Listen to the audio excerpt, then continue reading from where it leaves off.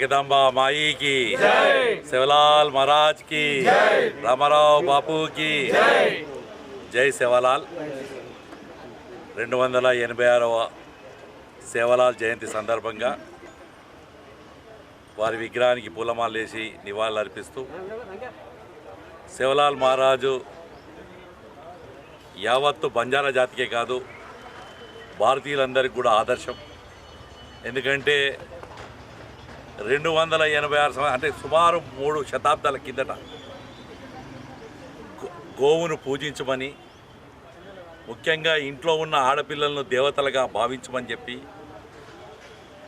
అడవుల్ని వన్యాలను కాపాడమని చెప్పి, ఆవును పూజించమని చెప్పి, పరులకు అపకారం చేయకుండా ఆ జాతి వికాసం కోసమే, బంజారా జాతి వికాసం కోసమే తన జీవితాన్ని అర్పించిన మహనీయుడు సేవలాల్ గారు.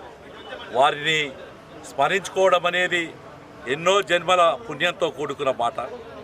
ఇలా యావత్తు బంజారా జాతిలో కొన్ని వేలల్లో లక్షల్లో డాక్టర్లు, ఇంజనీర్లు, అడ్వకేట్లు, పోలీస్ ఆఫీసర్సు, అధికారులుగా, బ్యాంక్ మేనేజర్లుగా, బ్యాంక్ ఎంప్లాయీస్గా ఆ జాతి వెలుగుతుందంటే ఆ జగదంబ మాయి ఆశీర్వాదం, సేవలాల్ మహారాజు యొక్క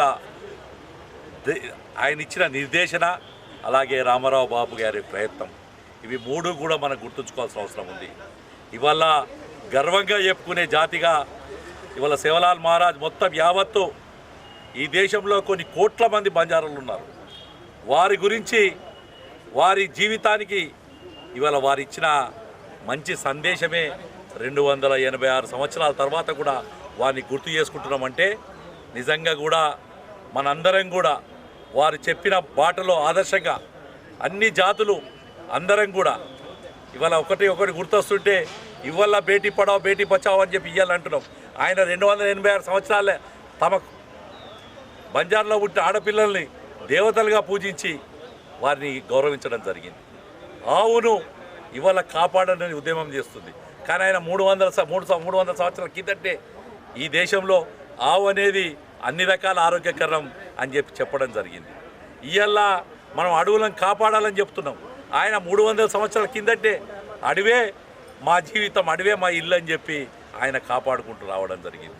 ఇవాళ ఒకటి కాదు, వారిని ఆదర్శంగా తీసుకుంటే ఎన్నో రకాలు ఉన్నాయి.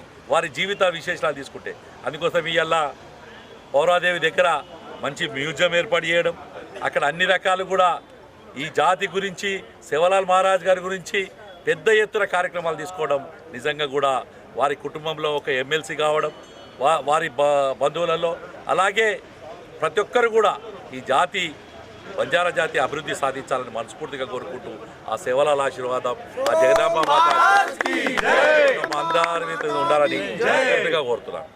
జై